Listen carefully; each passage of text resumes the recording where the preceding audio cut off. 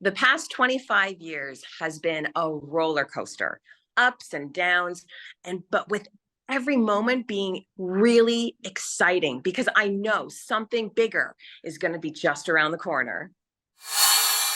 Hi, everybody. My name is Karen Wallington, and I've been a loctician and professional hairstylist for 25 years. And this is actually one of my best friend's spaces in Iceland. So as a loctician, as a professional hairstylist, I've been given so many opportunities to travel the world, to meet interesting people. And if you're curious a little bit more about what my story really involves, then stay tuned. This is it. The amount of change that has happened. When I started out in the industry, in the beauty industry, I was a makeup artist. I was a special effects makeup artist.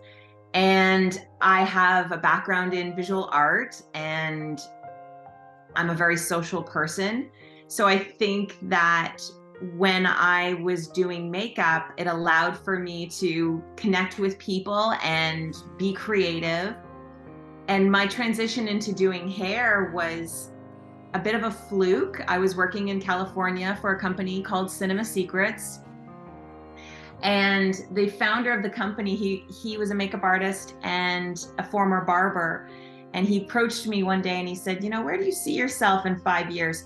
I feel that he probably saw something in me that maybe I wasn't going to be a successful makeup artist, but he just wanted to guide me and inspire me. And turns out he was right. I went to hair school, and then I became a loctician because of where I was an apprentice, and the story just unfolds from there. It's just been an evolution. When the pandemic happened, my career went to a screeching halt. Let's just say that there was so much momentum happening. When I started Modlocks, which was my third company, I was really on a very fast trajectory.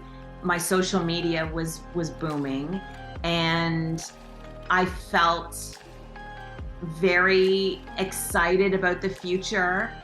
And nobody saw the pandemic coming. And being in the beauty industry in Ontario, we were closed for one of the longest periods of time in the world. And it gave me a lot of time to think about what is the deeper meaning to my career? What is the bigger purpose? Asking myself whether or not I really even should continue as a loctician. I'm grateful that I didn't have anything catastrophic happen to me, right? I stopped working for 11 months. And in that time, my account was hacked, my social media account, Instagram. So I had 25,000 followers, and then suddenly they were gone. And that was another layer to add to this pause in my career. And it just really was a moment of self-reflection, just to figure out what was the next step. It's an uphill battle, and then you have the high moments and the low moments as you go along. And where I am now, leaps and bounds ahead from what has happened 2-3 years ago. Sometimes it feels like, okay, I'm doing all right, and then there are other moments where I'm like, wow, you think back and you're like, oh, shoulda, coulda, woulda, but you just have to think about the positive. You really do. It's the only thing that pushes you through the hard times. The Modlocks method is really a hybrid of an evolution of techniques that I've figured out over the years.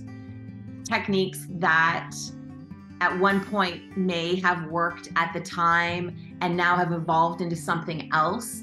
And so when I teach my students, it's really always about improvisation. It is always about utilizing what you know and what you're comfortable with. And here are some tools to take with you that you can choose to use or not, but at least you have them in your pocket. I think everybody comes from a different lens. And so if I'm going to teach you A, B, C, and D, that may not resonate with you. So I might teach you A, C, B, D, and you might throw in F and J, and that is why my perspective, my way of approaching how I teach is a lot more fluid than perhaps somebody else's system. It really is about problem solving. It's about connecting with the client.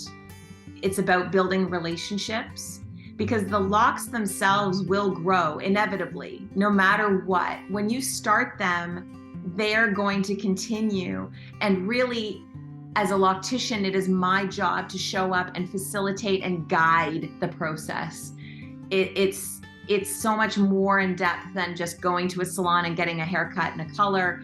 And this is really about the relationship building. Part of coming out of the pandemic and thinking about what my narrative is, especially as a white loctician in this industry, is that I started out with servicing a need. So there were people that would come to me and say, I don't belong in a black salon, I don't belong in a white salon, my hair isn't locking, and I would solve the problem and I would help facilitate their locks for them. And so the conversation around culture has really escalated in spite of Black Lives Matter and in moments of the pandemic, and sitting and thinking, what is my position in this? And the narrative, there is a very important narrative between hair texture being the service and this cultural sensitivity around this hairstyle. And so I'm trying to have more of that dialogue going forward. I don't have a lot of regrets in my career. I do feel that there are lessons to be learned, and I wouldn't change the trajectory of how things have evolved in my career.